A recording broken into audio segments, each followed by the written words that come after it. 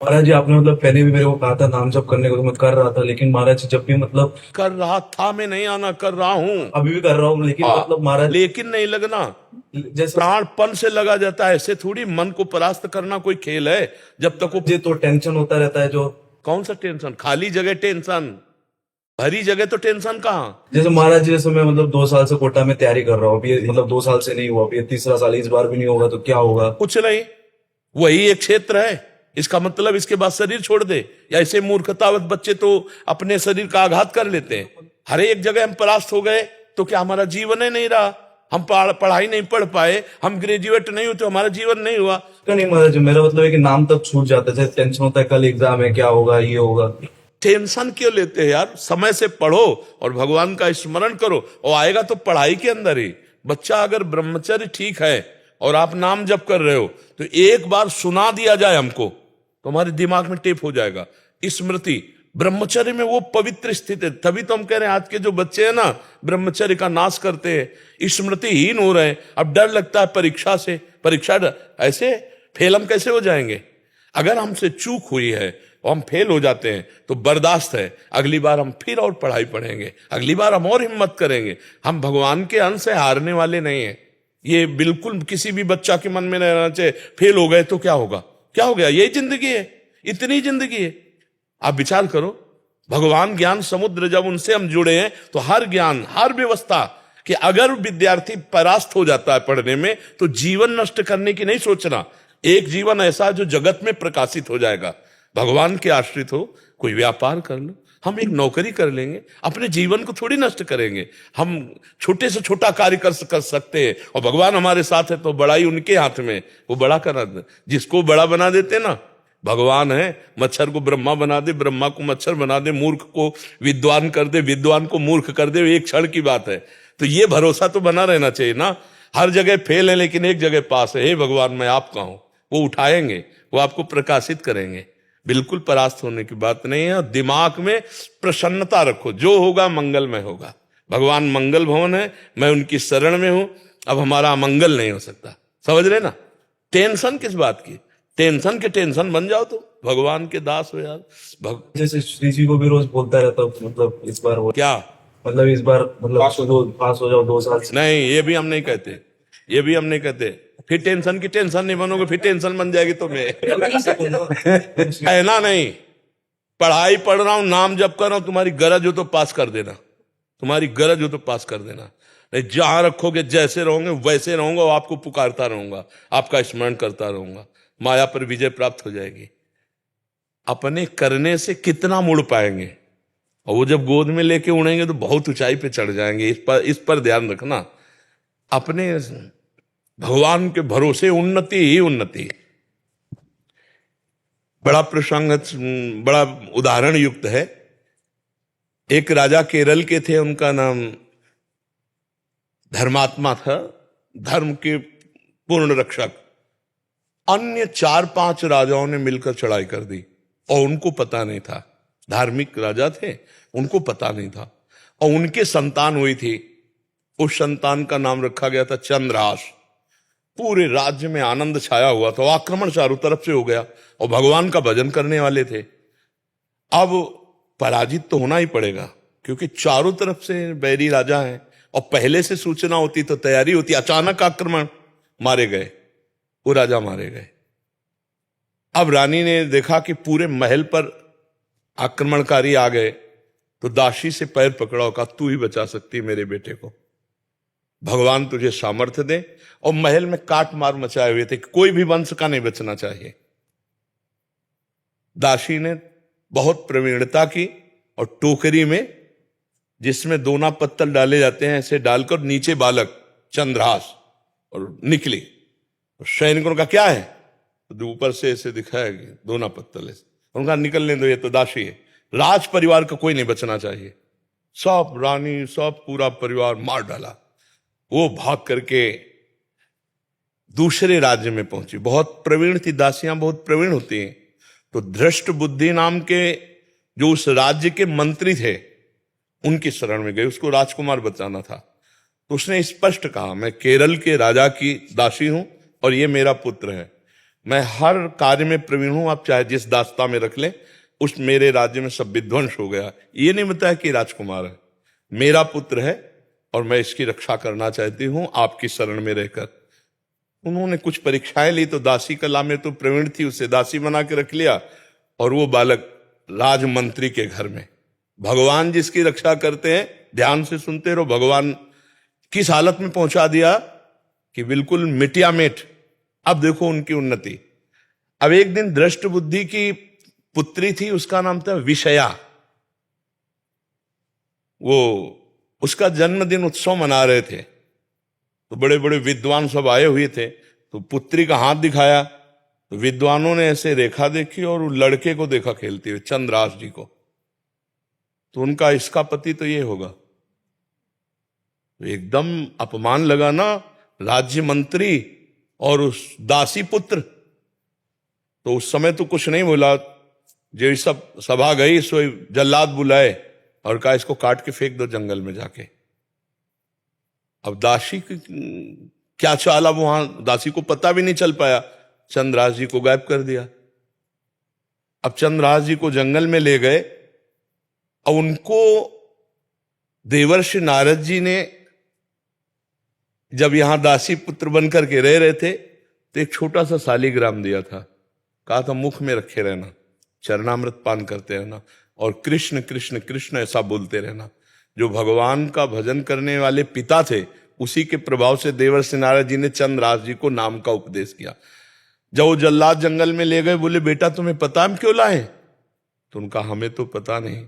तो उनका तुम्हें मारने लाए हैं, मंत्री का आदेश है। तो उनका हमने कोई गलती की है क्या? तो उनका नहीं, उनका आदेश है और हम जल्लाद हैं, हमारे दया है नहीं। पर तुम्हें देखकर ऐसा लगता है कि क्यों मारूं, पर तुम्हें छोड़ दूंगा तो हमारी नौकरी चली जाएगी, हमें फांसी में चढ़ा देंगे।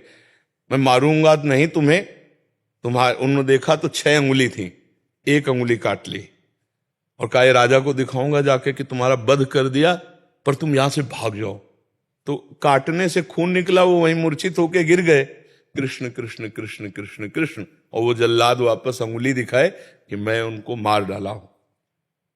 हुमा नाम का एक पंक्षी होता है पहाड़ में, वो परम पवित्र, अगर अपने पंख कर ले तो राजलक्ष्मी उसके चरणों में आ जाए।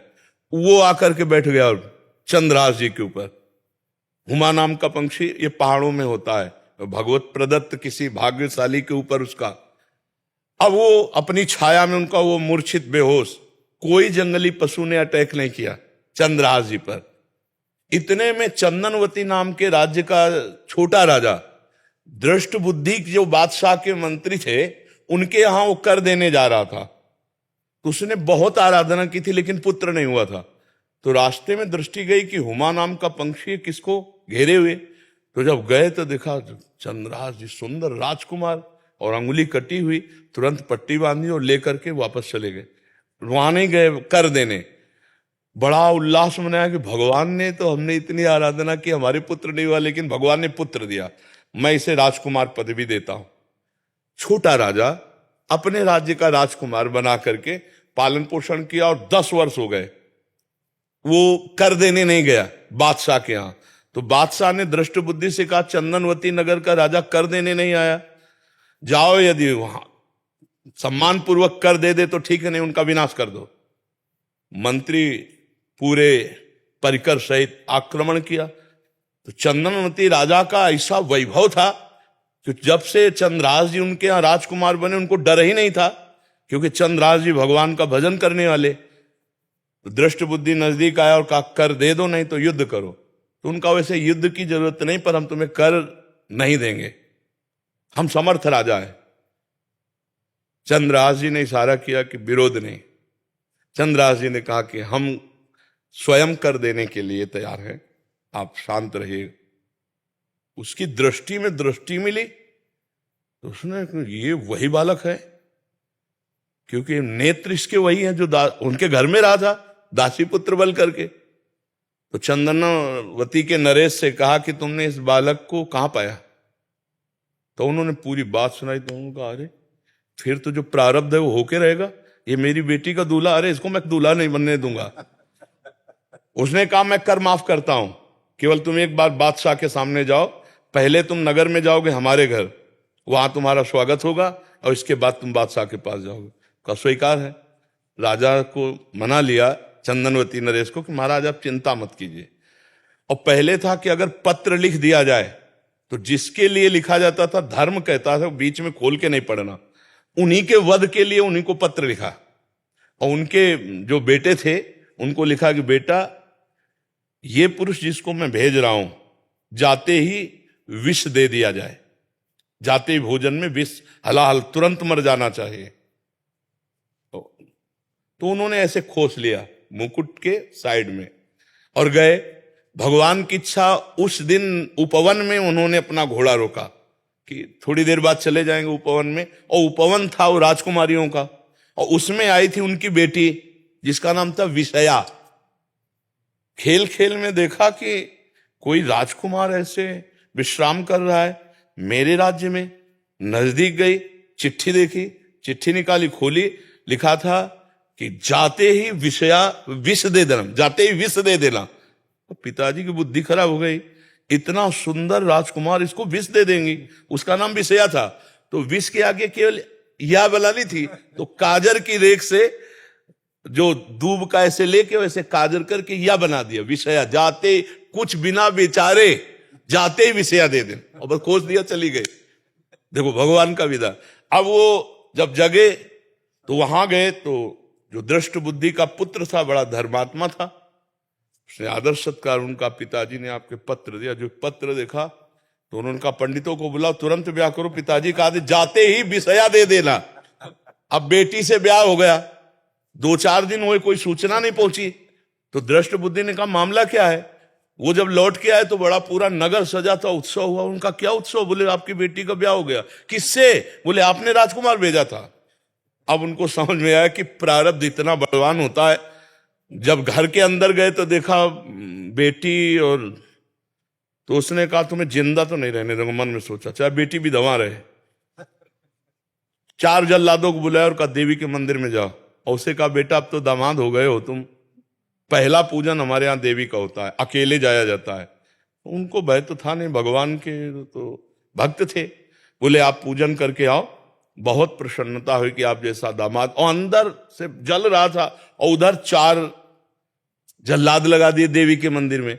अब ये अकेले देवी के मंदिर में, और इधर जो बादशाह था, बादशाह से पंडित लोग विचार के कह रहे हैं कि इस समय यदि आप राजगद्दी पर बैठेंगे तो अकाल पड़ जाएगा, आपका विनाश हो जाएगा। इस समय कोई दूसरा तत्कालीन राजा होना चाहिए, कुछ क्षण के लिए ही चाहे। तो उनका कौन हो सकता है? तो वहां दृष्ट बुद्धि के जो बेटे थे वो वहां किसी कार्य से, उन्होंने कहा हमारे जीजा ऐसे हैं, बड़े तेजस्वी प्रतापवान, आप देखेंगे। तो उनका इसी समय लाओ। तो वो दौड़े, पूछा कि कहां है? बोले देवी पूजन करने के, बाहर से ही पता चला। वो दौड़ के गए और बोले देवी पूजा हम कर लेंगे, तुम जाओ, बादशाह बुला रहा है। अब ये जो मंदिर पहुंचे सो काट के फेंक दिए गए, और वो बादशाह के पास गए। बादशाह ने तत्काल ताज रख दिया। दृष्ट बुद्धि को बुलाया कि नए राजा के स्वागत के लिए आप आइए। अब वो तो बादशाह है, सामने जो ही पहुंचे तो दृष्ट बुद्धि कांप गए। इशारे से पूछा कि हमारे पुत्र कहां है? बोले देवी पूजन। अरे बोले वो तो मार डाला गया होगा, पता लगा तो मार डाला गया। तब वो जाको राखे साइया मार सके न कोई, बादशाह बना ना। अगर भगवान रक्षक, भगवान जिताने वाले, तो कोई परास्त नहीं कर सकता। हर विधान उल्टा होता चला जाता है। और अगर भगवान से विमुख हो तो चाहे जितनी उन्नति हो, उसका परिणाम कुछ नहीं होगा। या हम मर जाएंगे, सब छूट जाएगा। नाम भगवान का, वास्त्र भगवान का, वो उठाते हैं तो उठाते चले जाते हैं ना। तो कभी भी डिस्टर्ब नहीं होना चाहिए। ये बात कभी नहीं लानी चाहिए कि मैं शरीर छोड़ दूं किसी भी विषय में, हार जाए या किसानी में कोई व्यवधान या पढ़ाई में। अरे हम फिर जीतेंगे यार, संघर्ष ही जीवन है। उसके लिए थोड़ी है कि जीवन ही नष्ट कर दो। तो जीवन नष्ट करने के बाद वहां कोई विश्राम स्थल थोड़ी बना है, फिर भेज दिए जाएंगे नीची योनियों में। क्या क्या कष्ट होता है। आप देखो ना, ये मुर्गा मुर्गी बकरा बकरा जीवात्मा, तो लोग कैसे जिंदा भूंज रहे हैं। कितना दया खत्म हो चुकी है, जिंदा भूंज रहे हैं, खा रहे हैं, शरीर बढ़ा रहे हैं, मरेंगे, नरक जाएंगे। तो हमें कोई मनुष्य जन्म मिला है, अब इतना भजन कर लेना है कि इससे नीचे न गिरे। अगर चांस मिले तो पुनः मनुष्य बने और धर्म पूर्वक अपने राष्ट्र की सेवा करें, समाज की सेवा करें, भगवान का भजन करके जीवन पवित्र बनावें।